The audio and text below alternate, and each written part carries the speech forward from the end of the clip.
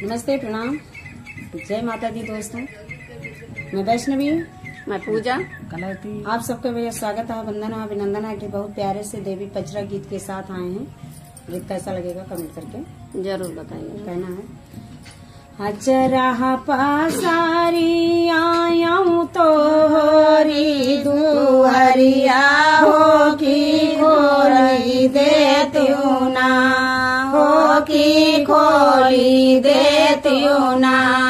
मैया मोरी बाजरा हो के मड़िया हो की खोली देती ना, कि मैया मोरी बाजरा के मड़िया हो की खोली देती ना।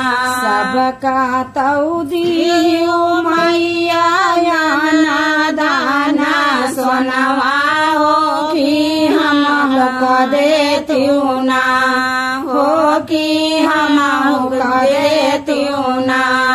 मैया मोरी गोदी में लाल नवा हो की हम का देती ना। मैया मोरी गोदी लाल नवा हो की हम देती ना।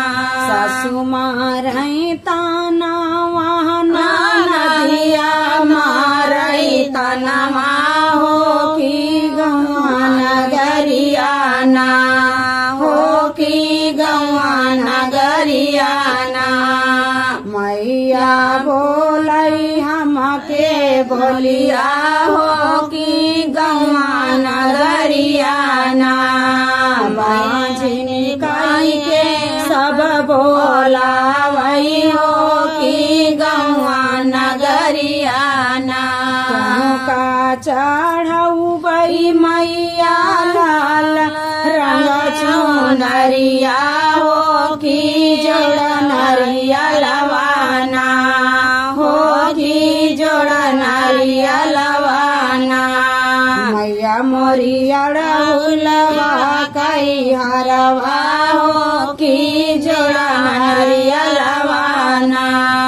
मैया मोरी अड़हुल कई हरवा हो की जोड़ नरिया लवाना। तोहरैया सनवा मैया अड़हुल से साजऊ बई हो की भोगवा लगाऊ बैना, हो की भोगवा लगाऊ बैना। मैया मोरी हेलुआ सोहरिया हो की भोगवा लगाऊ बैना। मैया मोरी हेलुआ सोहरिया हो की भोगवा लगाऊ बैना। अचरह पासारी मैया तोरे हम दुअरिया हो की खोली हो देती ना, हो की खोली हो देती ना।